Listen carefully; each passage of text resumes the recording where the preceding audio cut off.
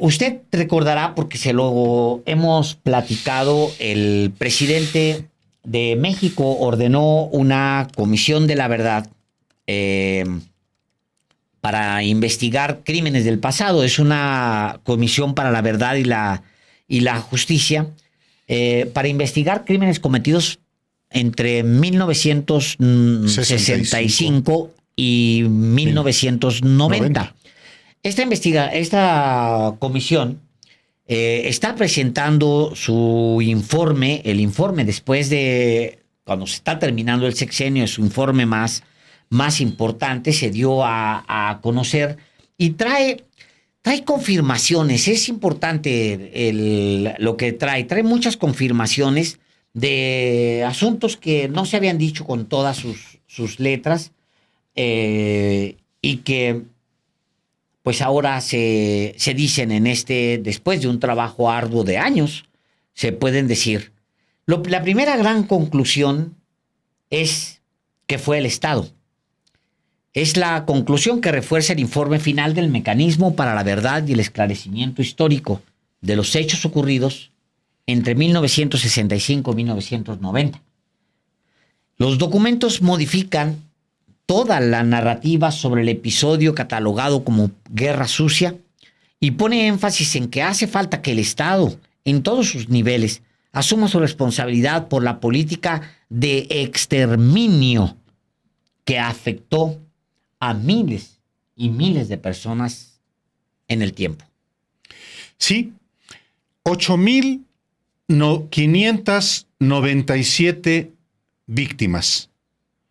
11,743 violaciones graves a los derechos humanos.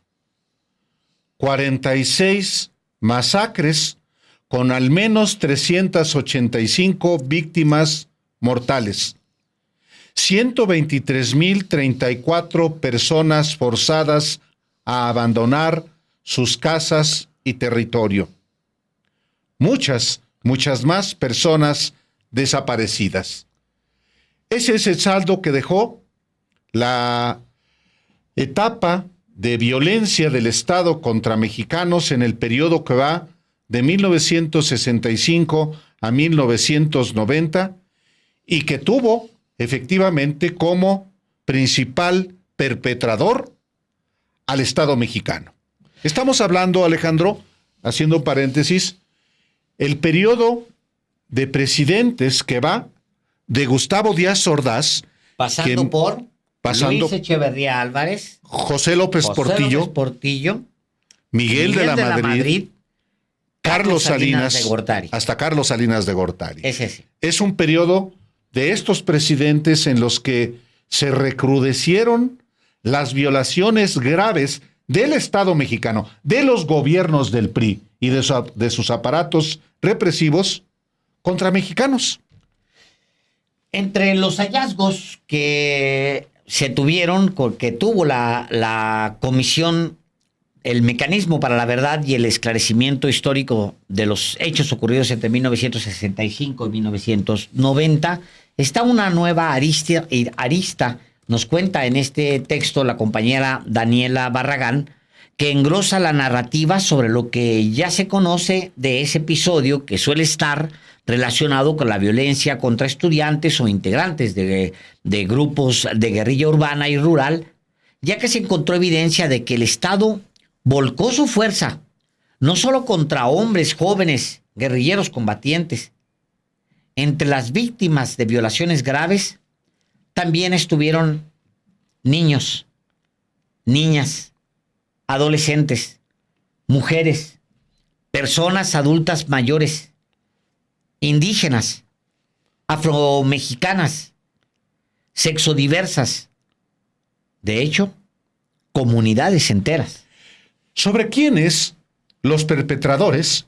El informe enlista a grupos que el mismo Estado empleó para combatir a las disidencias, como fue el caso de la Brigada Especial, conocida como la Brigada Blanca, perteneciente a la Dirección Federal de Seguridad, pero no solo a la Dirección Federal de Seguridad. A la Brigada Blanca la integró también la Policía Judicial del entonces Distrito Federal, la Dirección General de Policía y Tránsito también del Distrito Federal, agentes de la Procuraduría General de la República ya extinta. Y se detectaron estrategias coordinadas y articuladas en las que la cadena de mando llega irrefutablemente al titular del Ejecutivo o a la Secretaría de Gobernación. También tiene su lugar el Estado Mayor Presidencial, el Poder Judicial, naturalmente, las procuradurías, los ministerios públicos, las agencias de inteligencia, todas las fuerzas policiales federales y locales, el sistema penitenciario con las cárceles y toda una red de centros clandestinos de detención. De todo el periodo analizado, los años más letales fueron el de 1986, en donde se registraron 957 víctimas. En 1983, 901. En 1978, 718 víctimas. En 1974, 642 víctimas. En 1973, 642. La principal violación a los derechos humanos fue la detención arbitraria, 4.009 casos. La prisión por motivos políticos, 2.287 casos. La tortura, 2.237 casos. La ejecución extrajudicial, 1.063 casos. La desaparición forzada transitoria, 649 casos. La desaparición forzada, 517 casos. Masacres, 385. Tortura sexual, 282 casos. Exilio, 216 casos. Violencia sexual, 85. Y violencia reproductiva, 13 casos. ¿Por qué fue el Estado? Bueno, pues el informe final de la Comisión de la Verdad no divaga en la confirmación de que después de 1.079 testimonios y de la revisión de miles de documentos, que el culpable es el Estado, tal como lo han reclamado y sostenido cientos de víctimas directas e indirectas y sociedad en general, dice este texto publicado hoy en su reportaje por la compañera Daniela Barragán. En el tomo 1 del informe se puede leer lo siguiente. Decimos que fue el Estado porque fue este el primero y el último responsable de las violaciones graves a los derechos humanos durante el periodo 1965-1990, más allá de las responsabilidades de los perpetradores individuales. Fue el Estado porque desde este se construyó la narrativa hegemónica que justificó la violencia, en aras de mantener una supuesta paz social y la estabilidad del país, cuando lo único que hizo fue sostener intereses políticos y económicos espurios. Se pone al Estado mexicano como responsable porque instrumentó y operó violencia estatal de manera sistemática y generalizada en distintos contextos de violencia, porque está demostrado que desde el Estado se reprimió, se persiguió, se castigó, se buscó disciplinar o cooptar a las disidencias políticas y a toda disidencia que, por cuestionar la hegemonía del Estado y pugnar por la democratización del país, fue identificada como un peligro. Incluso se persiguió a quienes, sin ser disidencia, tenían potencial de llegar a serlo. Después del análisis, se confirma que el Estado usó toda su fuerza para masacrar a comunidades indígenas y campesinas. Estas que resistieron la barbarie caciquil y lucharon para recuperar sus tierras. Con metralla, tortura y violencia sexual, instrumentada por una política contrainsurgente centralizada, disciplinaron a una multiplicidad de grupos disidentes que desafiaban no solo a la moral conservadora, sino al modelo económico extractivista e individualista. A pesar de los procesos de profesionalización de los cuerpos de seguridad, Tras 1990, las Fuerzas Armadas continuaron teniendo una centralidad, reservando para sí un amplio margen de acción que les ha permitido continuar cometiendo violaciones graves a los derechos humanos y mantener impunidad respecto a las violaciones del pasado. Vamos a ver, Álvaro, este primer video que les hemos preparado sobre este informe que se publicó a las 00 horas de este día 16 de agosto. Salió apenas hace unas horas el día de hoy, de hecho. Vamos a ver este video y volvemos.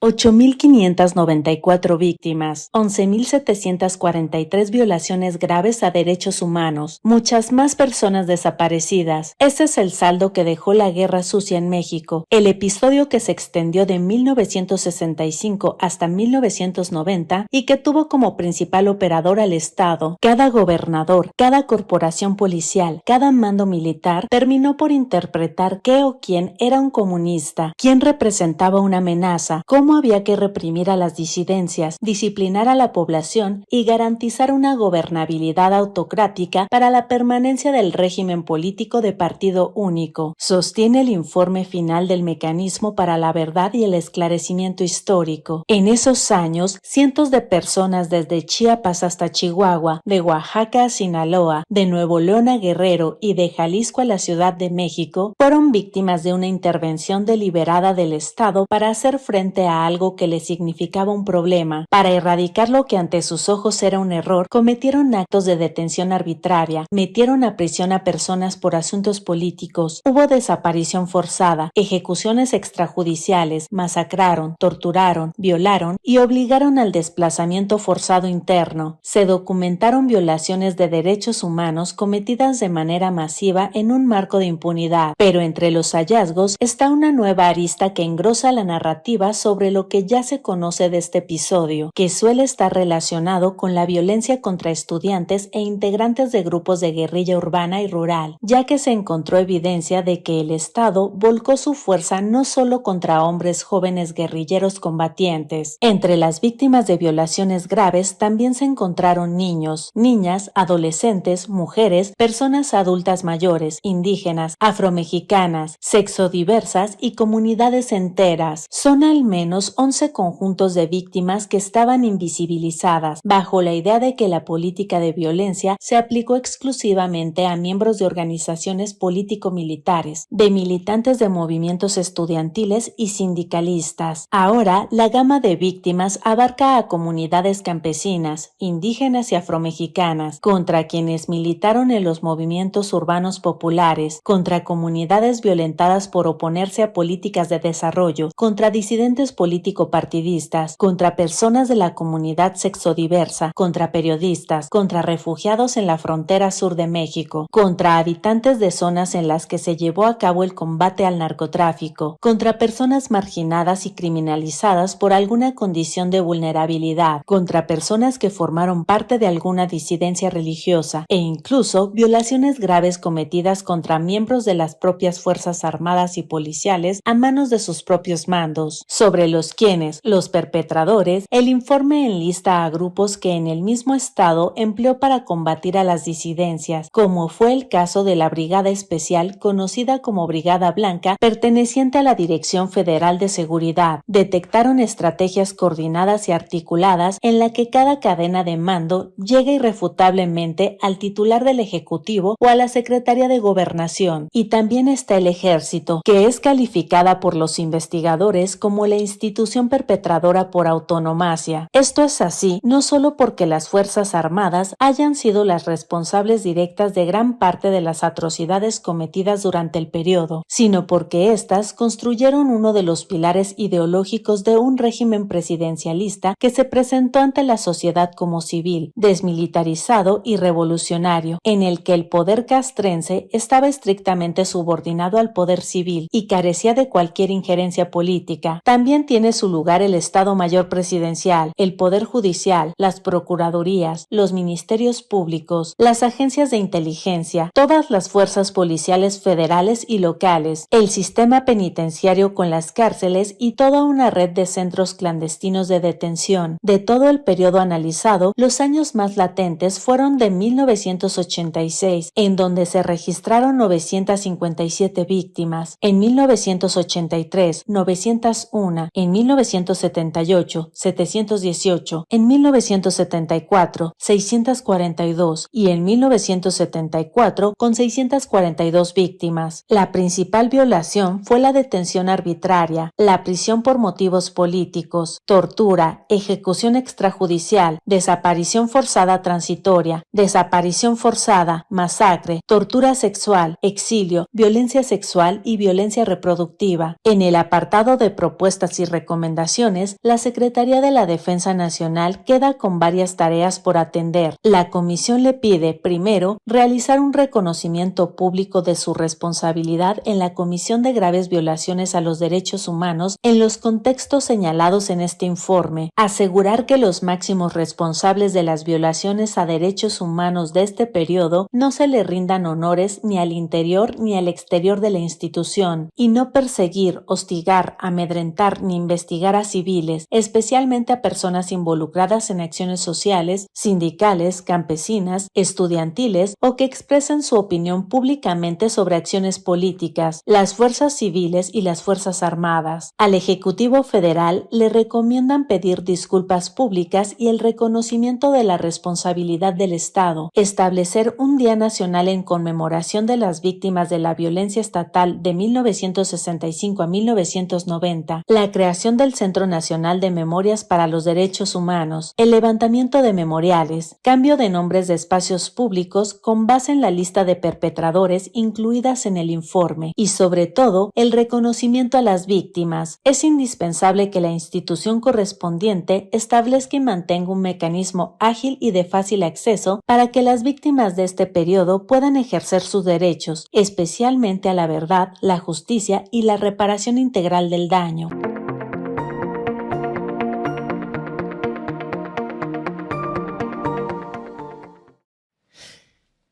El otro capítulo que es muy, muy amargo es el de los vuelos de la muerte, que aquí de lo cual hemos hablado aquí en este espacio informativo y sin embargo en general.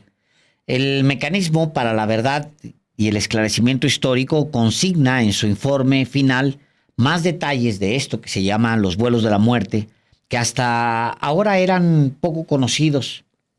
No solo confirma que esta práctica la inició el ejército mexicano para detener y desaparecer a opositores políticos durante la Guerra Sucia, sino que se extendió a años posteriores con distintos propósitos y bajo la ejecución de diversos gobiernos, incluso estatales, y hasta el gobierno de Javier Duarte de Ochoa, sí, ese priista que está en la cárcel, allá en el estado de Veracruz. Los documentos y testimonios recabados por el Mecanismo destacan que el trasladar deliberadamente en aeronaves a personas detenidas de manera arbitraria para, desde las alturas, aplicar técnicas de tortura o deshacerse de cadáveres de personas previamente ejecutadas en prisiones clandestinas o durante enfrentamientos con elementos de seguridad o defensas estatales, es una práctica de origen militar documentada en estados como Chiapas, Durango, Guerrero, Jalisco, Oaxaca, Sinaloa y Veracruz durante el periodo de 1965 y 1990 y claro, como lo decías Alejandro, en años todavía posteriores. Abel Barrera Hernández, David Fernández Dávalos y Carlos Pérez Ricard, autores e integrantes del Mecanismo de Esclarecimiento Histórico, precisan que las organizaciones policíaco-militares no fueron la única población objetivo. En el plano ideológico de la cultura castrense, toda disidencia, oposición o movilización social resultaron un enemigo interno que buscaba desestabilizar políticamente al Estado. Al respecto, el testimonio de Antonio Gómez, recogido por el ME, se relata un hecho ocurrido en el sexenio de Miguel de la Madrid durante el desalojo de pobladores que se llevó a cabo en el año de 1983 con intervención de militares y el uso táctico de helicópteros para trasladar o desaparecer a los detenidos más dispuestos a resistir allá en Huitiupán, Chiapas, en el marco del proyecto hidroeléctrico Itzantún. ¿Usted qué sabe sobre esa parte?, le pregunta el mecanismo a Antonio Gómez. Y dice él: sí, el ejido Chanibal, municipio de Huitiupan, lo trasladaron, lo ofertaron a un terreno por Pujiltic y lo trasladaron en puro helicóptero. 2 mujeres ahí sufrieron, estaban embarazadas, las subieron en un helicóptero ahí y ahí parieron. Cuando bajaron del helicóptero, ya con sus bebés, ahí las dejaron tiradas en Pujiltic. Recuérdeme, ¿cómo llegaron? ¿Quiénes fueron? ¿Fue el ejército? Antonio Gómez les dice: sí, fue el ejército, sí. Seguridad pública no se metió, puro ejército. Apuntar a la gente, a las mujeres y vámonos. No preguntan más cosas y se van o se mueren. Nos rodearon del ejido, juntaron hombres y mujeres y las subieron al helicóptero, así sin preguntar nada. Le preguntan a Antonio Gómez: ¿fue la primera vez que vieron que entraba el ejército mexicano o ya había entrado antes? Y responde él: esa era la primera vez que entró el ejército hasta las colonias. Sobre el mismo acontecimiento, en entrevista colectiva, algunos pobladores del lugar relataron cómo en un momento álgido la detención fue selectiva y dirigida a quienes eran clasificados como los líderes de las colonias o los ejidos, y sobre esas personas se actuaba. Se menciona también la participación de esquiroles y el uso constante de helicópteros y grupos especiales de paracaidistas.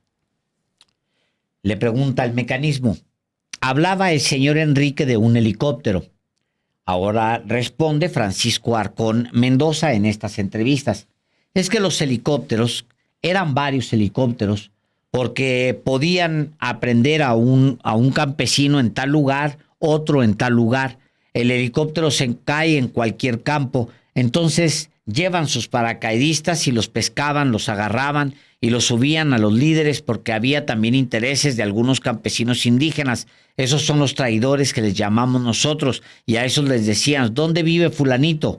Vive en tal.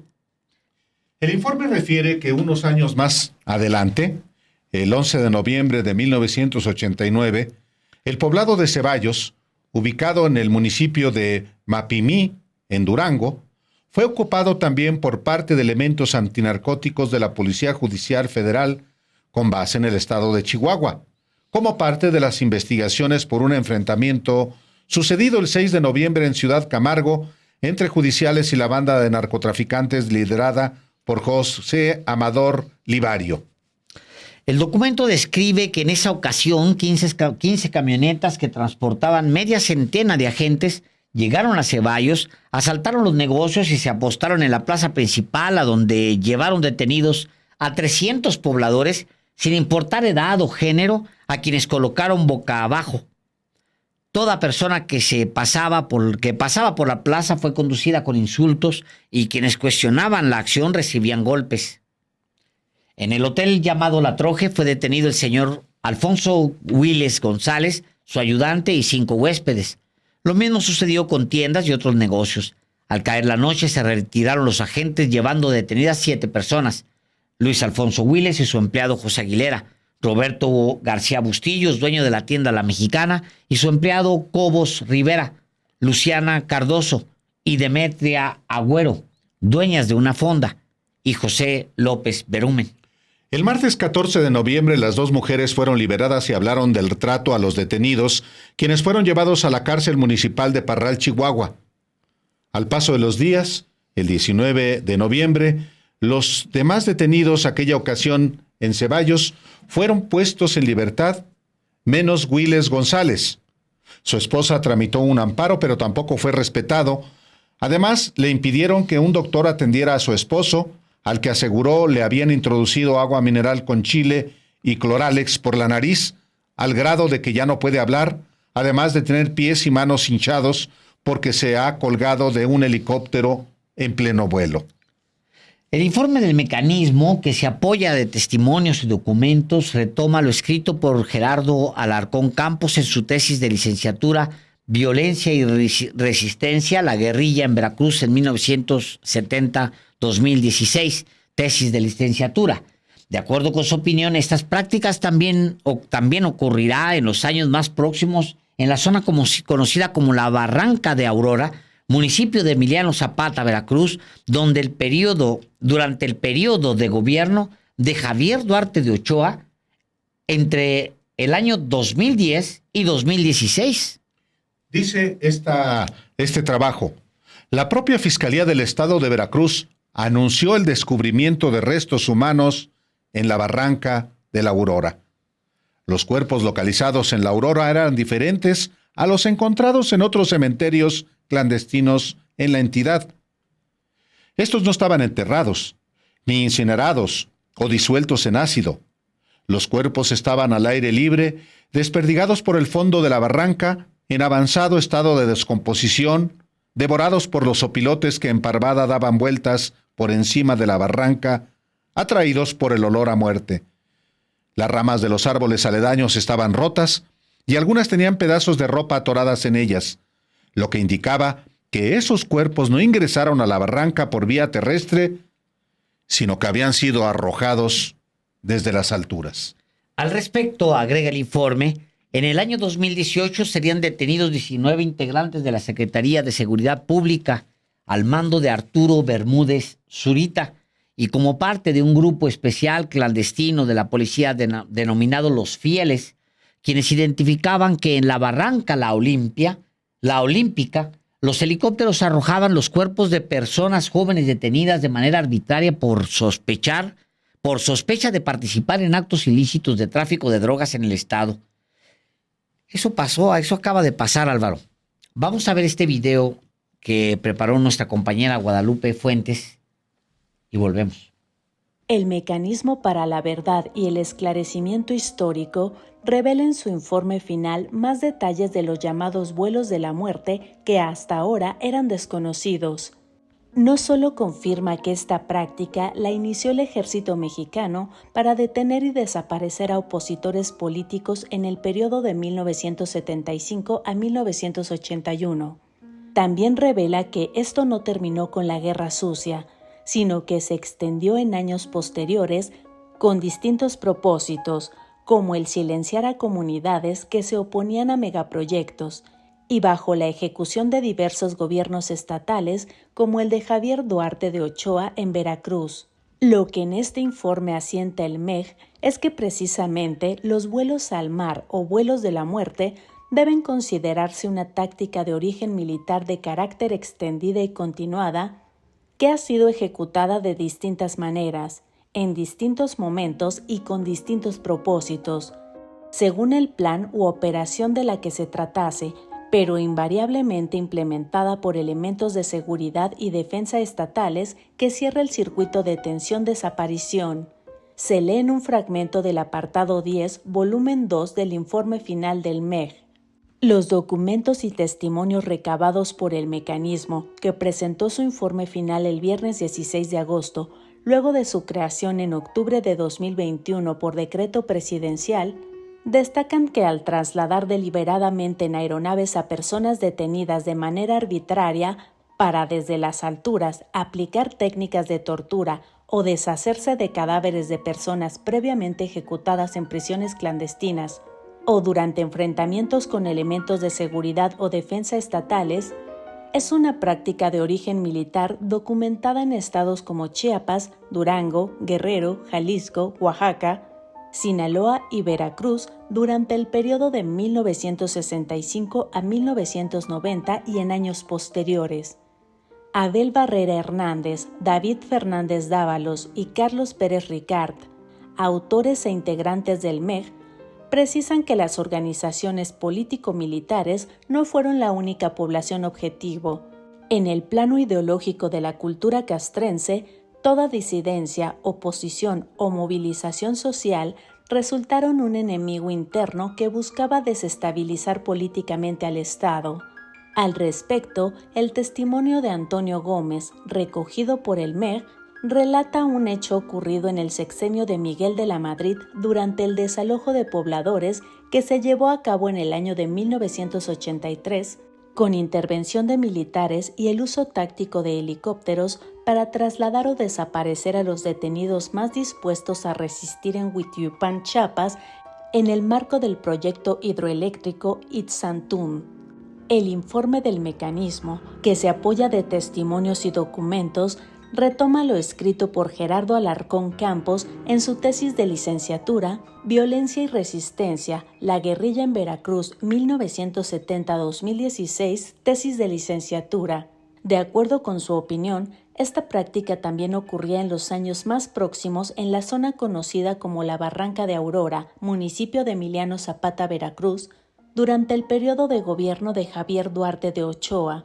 El documento agrega sobre este tema que en el año de 2018 serían detenidos 19 integrantes de la Secretaría de Seguridad Pública al mando de Arturo Bermúdez Zurita y como parte de un grupo especial clandestino de la policía denominado Los Fieles, quienes identificaban que en la Barranca La Olímpica los helicópteros arrojaban los cuerpos de personas jóvenes detenidas de manera arbitraria por sospecha de participar en actos ilícitos de tráfico de drogas en el estado.